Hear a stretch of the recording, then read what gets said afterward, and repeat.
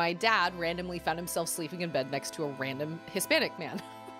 True story. Totally true. Tio did not have a whole lot of story time. Okay, my dad moved into a house with my sister when my sister was what? How old were you, Cage? Like 14? They'd been moving all day and my dad was exhausted. All their stuff was just piled everywhere. My dad was just like, we were just beat. We had been moving all day and I was super tired. I was more tired than I've been in a really long time. So we just crashed and went to bed. So in the middle of the night, he wakes up to a person standing in his door frame. At first he thought it was my sister. And he was like, Katie, is that you? And he was still super groggy. So he sees this person. The person doesn't say anything. It's just a shadow at this point. And my dad was like, Katie, do you not feel very well? Like, is something wrong?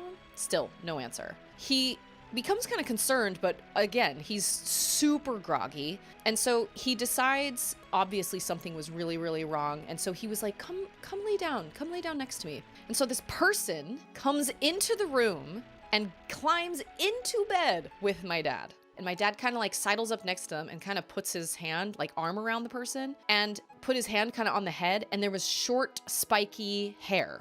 My sister did not have short, spiky hair. She had long blonde hair at the time. And so he was like, oh, this is Joe. This is my son who had moved out. And he was like, oh, this is my son. Okay. Joe had something terrible happened. And Joe is a mess or something. And then this person started snoring. And finally, my dad was like, okay, something is weird. I don't understand what's going on. But so he got up, he left, went into the bathroom that was attached to his room, and he splashed cold water on his face. And when he came out of the bathroom, he flipped on the light, and there was a full-grown Hispanic man asleep, out cold in his bed. My dad had never seen this person before. So my dad just froze and was like, what? And then he started yelling and he was like, who are you? The guy jumped awake. He started apologizing, but he was apologizing in Spanish and my dad couldn't understand it. The guy is like apologizing. And he's going, so sorry, Alex, so sorry. That was all he could say in English. And then everything else was Spanish. And then he blows past my dad and runs out the front door. And my dad follows him out the front door and looks out there. And the guy's car is parked in the parking lot or in the driveway. And he pulls out and he leaves. And my dad was like, I legitimately could not, like, I couldn't think. I was totally numb. So he waited until morning and then he called the company that they rented the house through, and he told them what happened. And the lady was horrified.